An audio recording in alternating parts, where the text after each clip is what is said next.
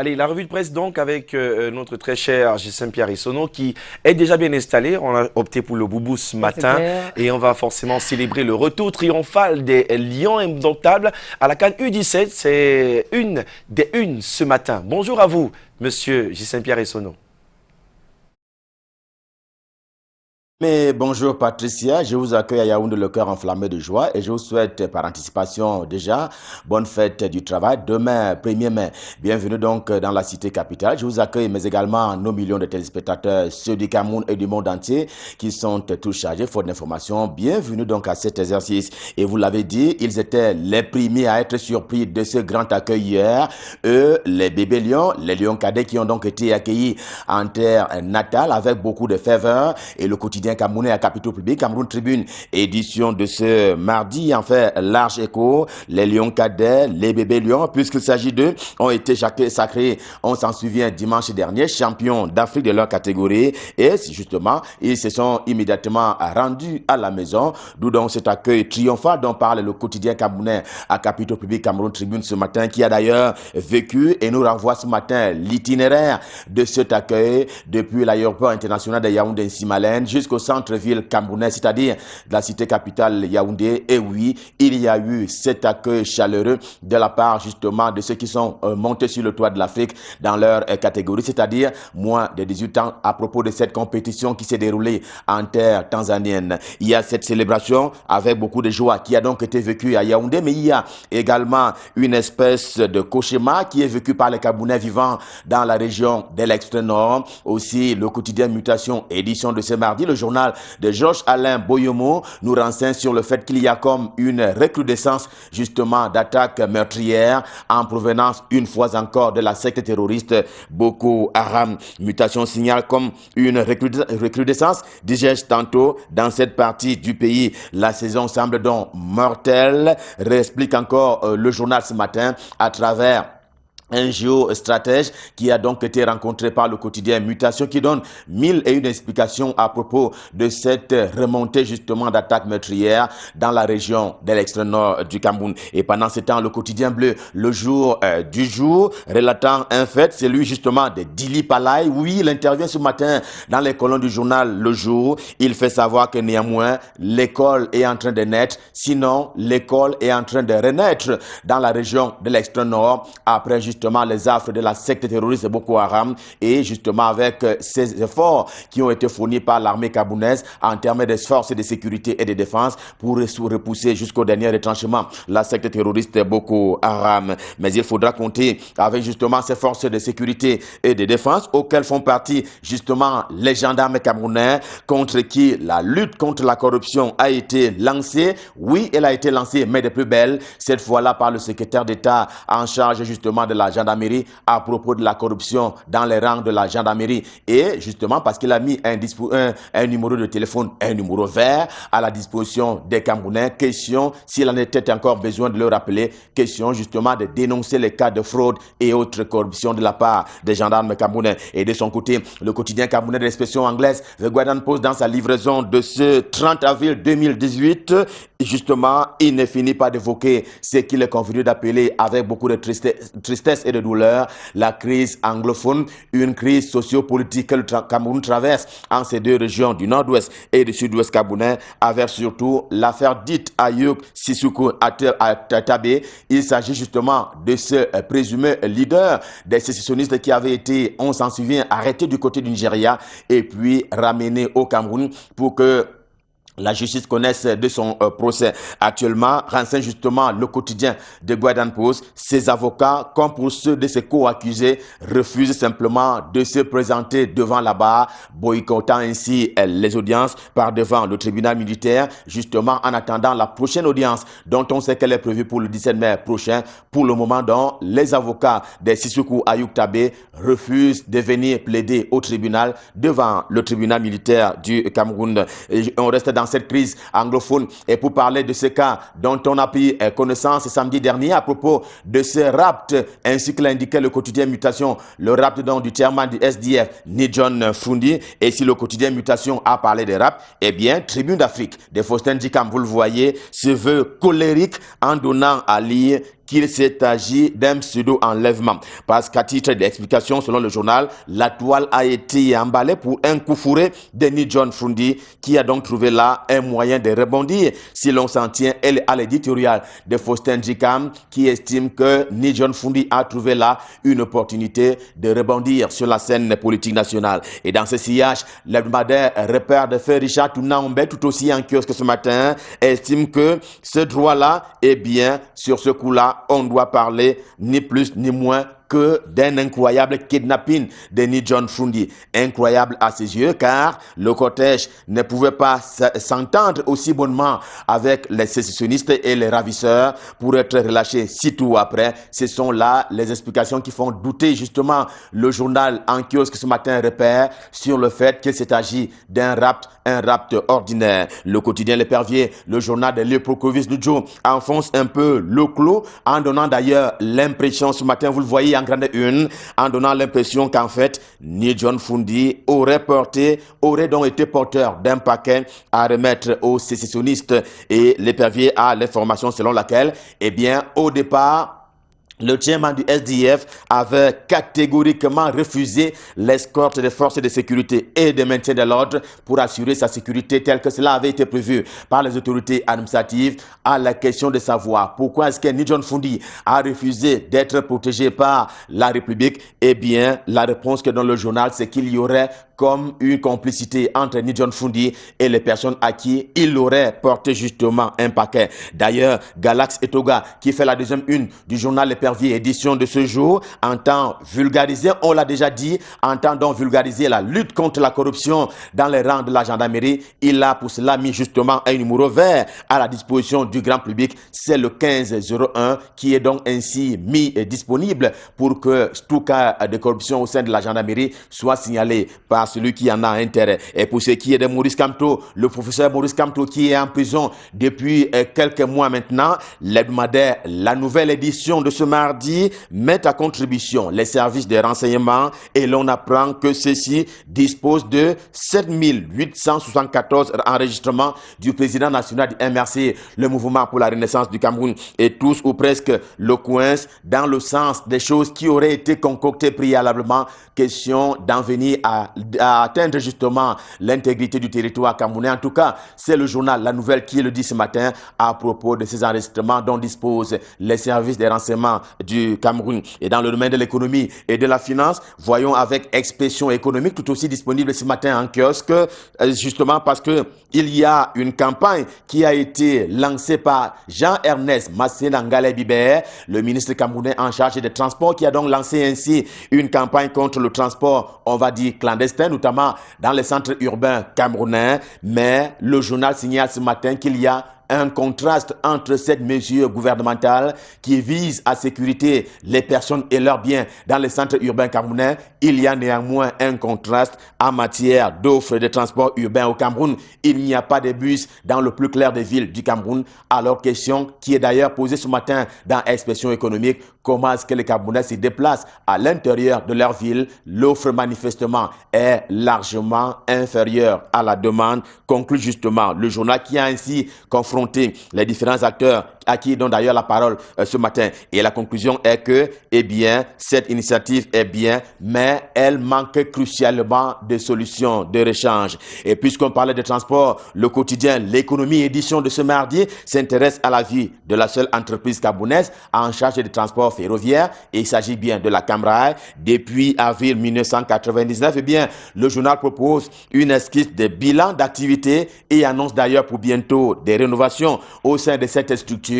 Rénovation sous fond de 20e anniversaire de la Camrail. Région commune est également en kiosque ce matin. Il parle quant à lui de commune et justement, le journal n'a jamais si bien porté son nom en parlant ce matin de la commune comme son nom l'indique. Eh bien, arrêt majeur ce matin, la commune de Yaoundé 4e qui est d'ailleurs dirigée par Régine Amougounoma, la maire de la mairie de Yaoundé 4e qui décline au journal ce matin sa vision pour la commune dont elle a la charge. C'est donc à lire ce matin intégralement dans les colonnes du journal Région commune de Joseph-Emmanuel Bana qui est en kiosque au même titre que la veuve de Léopold Nudjo. C'est également un autre journal de Sa Majesté. Bien justement le journal ce matin qui s'apaisantit sur Local, pour rester dans la lignée de la commune, eh bien, le journal s'appesantit sur le cas de Yannick Aïssi, tout nouveau maire de Yaoundé, deuxième, qui était, rappelle-t-il, aux cheveux des déficients visuels. Et cela s'appelle simplement réalité de la vie. En réalité, rapporte pour sa part le journal Réalité de Paul Ngouaré qui dit il faut rendre hommage parfois aux personnalités à titre vivant et Ferdinand Gongo le mérite bien. Vilipendé parfois, saboté et même dénigré, l'homme, dit-il, est resté égal à lui-même, fidèle, loyal et discret pour mériter la confiance qui est placée en lui par le président de la République Paul Biya et cela dure depuis 2011 et on va conclure avec le journal que cela n'est pas encore fini. Confidence pour confidence, voici ce que propose le Point Hebdo à ses lecteurs de ce mardi matin. Deux visages, deux virtuoses, vous le voyez, qui sortent donc du lot dans un univers qui est d'ailleurs fait un peu trop souvent des suspicions dans certains coins du Cameroun. L'un est Christophe Zoua, il est évêque de Sarmélima, il est revenu à la surface à l'occasion justement de l'inauguration, on s'en souvient, samedi dernier, de la cathédrale de Saint-Wilma, dont on sait qu'elle est l'une des meilleures en Afrique centrale. Et de l'autre, il y a Joseph Betty Assomo, le ministre délégué à la présidence de la République chargé de la défense. Et justement, ce sont pour le journal deux virtuoses, deux personnalités qui sortent du lot et qui justement totalisent un bilan élogieux et on ne peut plus important pour la communauté nationale et même internationale. Et on va terminer ce matin par les premières fortunes du Cameroun, et bien, tel que cela est proposé par le journal de Magnus Biaga, le quotidien Émergence. Le dernier hit parade de Forbes dit que le plus fort au Cameroun, c'est Baba Dampulo, suivi de Paul Fokam Kamounié. Ensuite, il y a Samuel Foyou et autres Sylvestre Ngouchigué. Deux familles font également partie de ce classement qui ferme d'ailleurs la queue des 9 plus riches du Cameroun. Il y a donc la famille Soyen et la famille Kadji. Plus d'explications donc à lire dans le quotidien Émergence, édition de ce jour. Et avec le journal Émergence qui a donc ainsi rendu public le classement des hommes les plus riches camerounais. Stop fin pour la revue de presse Metni Yaoundé, édition de ce mardi. Le cœur enflammé de joie, nous vous avons servi. Et pour des raisons de voyage et aussi de congé, nous prenons effectivement congé de vous pour une dizaine de jours. Que dis-je? Une vingtaine de jours. Dès demain, donc, vous serez en compagnie de Ban Kamga, ici même à Yaoundé. Et à Douala, il y aura naturellement Michael Tipchiwaki. Je m'en vais immédiatement passer le pouvoir pour la suite et la fin de la revue de presse. Bonjour Michael, c'est à vous à Douala. Et par anticipation, bonne fête du travail de mes premiers maires. Bonne fête à vous, Gisèle Pierre, et bonjour à tous ceux qui nous regardent ce matin. La suite avec le quotidien, la nouvelle expression qui mène une enquête autour du processus de retrait de passeport au Cameroun. Le journal s'appuie justement sur les retraits de passeports enregistrés ces derniers temps, tant chez certains anciens membres du gouvernement que d'anciens directeurs généraux. Et la nouvelle expression qui s'appesantit un tout petit peu sur le cas de l'artiste Longuet, le retrait des passeports récurrent ces dernières années au Cameroun, qui obéit aux dispositions de la loi et règlements en la matière, contenus dans le texte de loi, dans des textes de loi et décrets signés par le président de la République, Paul Biya. Le journal constate justement que ces retraits de passeports se font un tout petit peu à la tête chercheuse. Le journal parle justement de l'article 7 de cette loi, une loi justement de cette loi de 2013 qui fixe les conditions d'établissement des passeports signés par le président de la République du Cameroun, qui semble donc la loi la plus actuelle au Cameroun en ce moment. Pour qu'un passeport soit retiré, précise l'article 7 de cette loi que cite la nouvelle expression, il faudra que le propriétaire soit passible de poursuites judiciaires pour des cas de délit ou de crime, ce qui n'est manifestement pas le cas pour l'artiste musicien Longuet, conclut le quotidien La Nouvelle Expression, qui décrit justement ce mode de retrait de passeport qui se fait un tout petit peu à la tête chercheuse au Cameroun.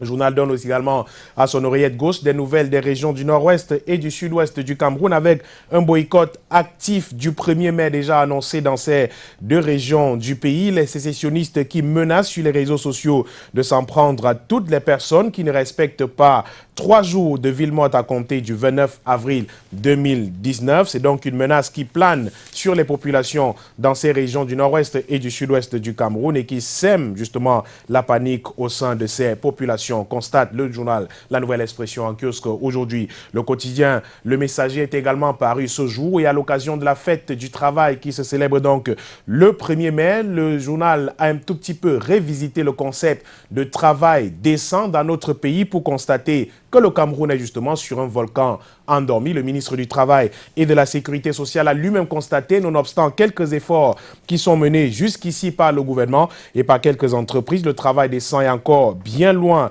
d'atteindre les objectifs au Cameroun en l'absence de dialogue, de sécurité et de protection sociale. Notre pays qui se prépare à célébrer la 133e édition de la Journée internationale du travail baigne dans un environnement les plus délétères en matière de travail social, conclut le quotidien Le Messager en kiosque ce mardi. Le journal qui parle également de la conférence épiscopale nationale du Cameroun qui, pour succéder à Monseigneur Samuel Cléda, c'est à l'occasion de la 44e assemblée plénière des évêques du Cameroun qui s'est ouverte hier à Yaoundé. Cette assemblée plénière qui se poursuit dans la capitale camerounaise. Le cauchemar du régime nommé Samuel Cléda sera-t-il remplacé par un homme encore plus pugnace que lui ou alors par quelqu'un d'un peu plus tempéré?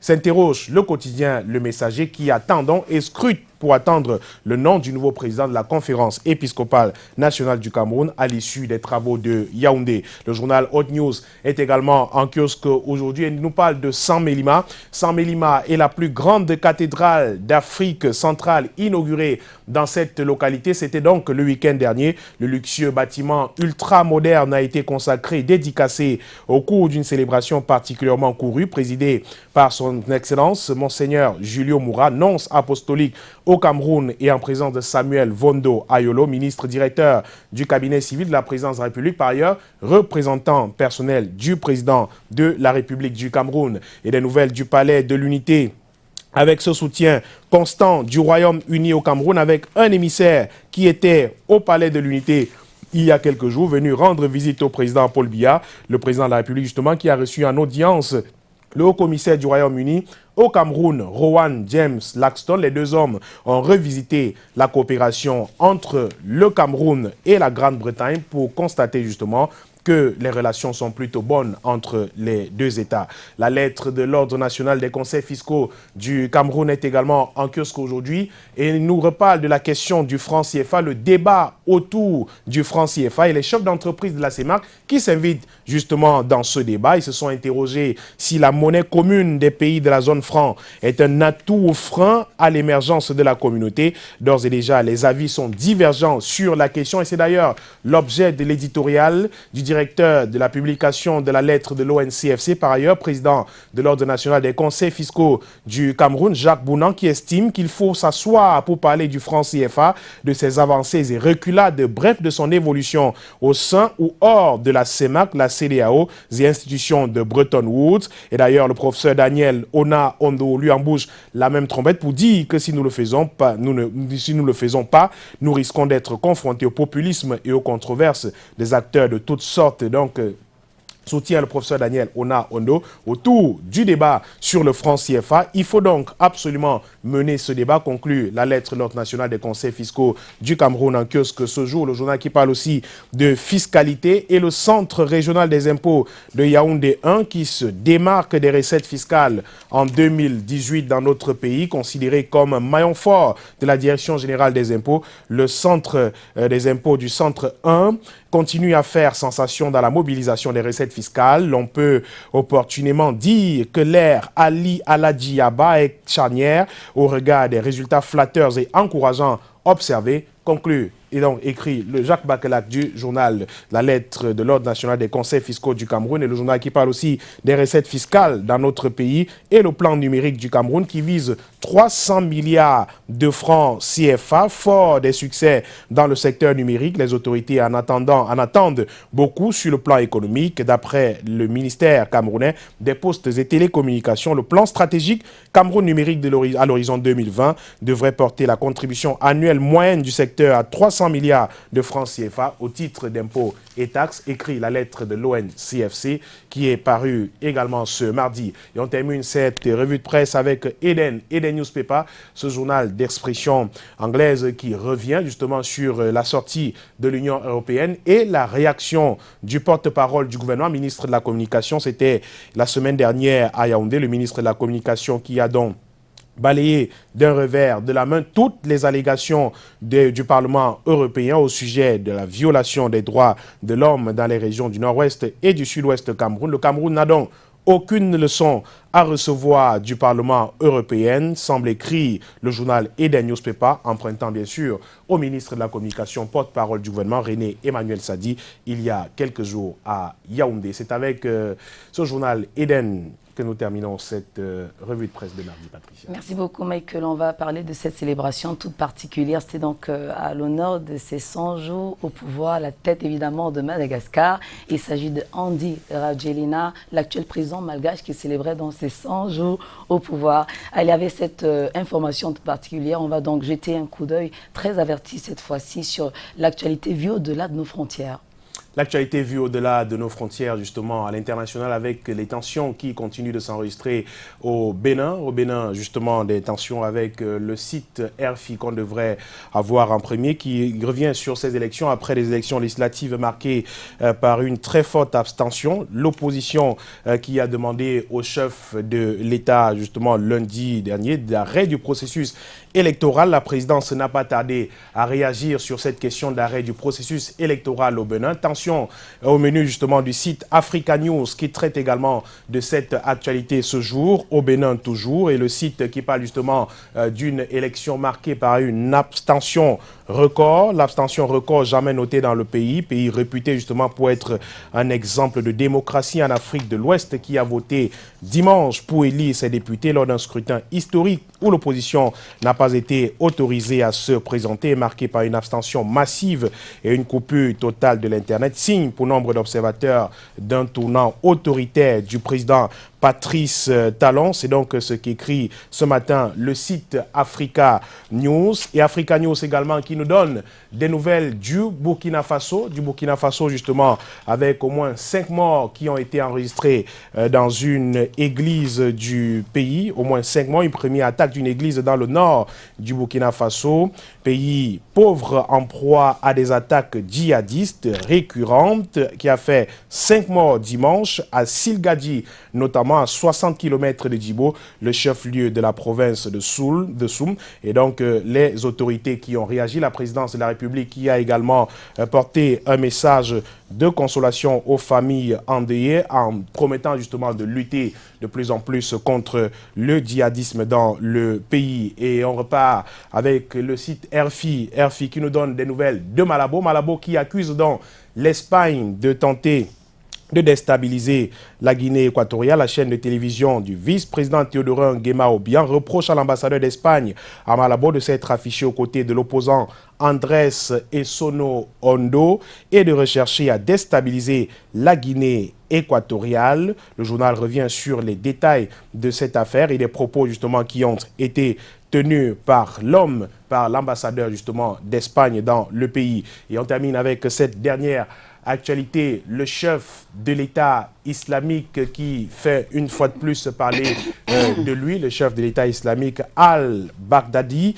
qui apparaît dans une vidéo, une première depuis 5 ans justement. Le chef du groupe État islamique apparaît dans une vidéo de propagande diffusée depuis hier. On ignore la date à laquelle la scène a été tournée, écrit le site RFI, mais Abou Bakr al-Baghdadi y déclare que la bataille pour Baghouz est maintenant terminée, en référence au dernier réduit territorial du califat dans l'est de la Syrie, tombé le 23 mars dernier. Il revient également sur les attentats survenus il y a quelques jours, notamment le jour de Pâques. Et c'est avec donc cette information que nous terminons cette revue de l'actualité internationale. Parfait, Michael Chipkio qui nous conduit à cette heure passée exactement de 25 minutes. C'est la même heure à Bamenda. On est dans la partie nord-ouest du pays. On envoie un sympathique coucou à toute la population de Bamenda, bref, du nord-ouest et bien entendu du sud-ouest, voire de toutes les régions du Cameroun. Nos téléspectateurs, millions de téléspectateurs que vous êtes, qui n'avaient de cesse de nous renouveler votre fidélité chaque jour de lundi à vendredi. Aujourd'hui, nous célébrons les Robert. Et là, tout de suite, je pense à un Robert très, très connu, que tout le monde connaît d'ailleurs à travers le monde entier, Robert Mugabe, ouais. Ex-président du Zimbabwe. Zimbabwe, oui. Ouais, un autre Robert, Robert Charlie Tok. Exact. Robert Charlie Tok, notre collègue. Robert Bobda, un autre collègue qui a la diffusion en ce moment même, je crois. Tous les Robert, on va dire simplement ainsi, ils sont très nombreux, tous les Robert qui nous regardent ce matin. Et Dieu seul sait qu'ils sont très très nombreux, les Robert, à regarder avec beaucoup d'intérêt chaque édition de la revue de presse, donc Canal Matin, votre réveil matinal adoré sur Canada International. Aujourd'hui, dans ma chanson du cœur, on a Cher, Do You Believe in Life After Love, le titre de la chanson, qui est donc en compétition avec, aux côtés de Shania Twain, le titre You Still the One I Love. Le premier titre, c'est lequel encore? Do you believe in life after love? Est-ce que vous croyez en la vie après l'amour? Les Cher.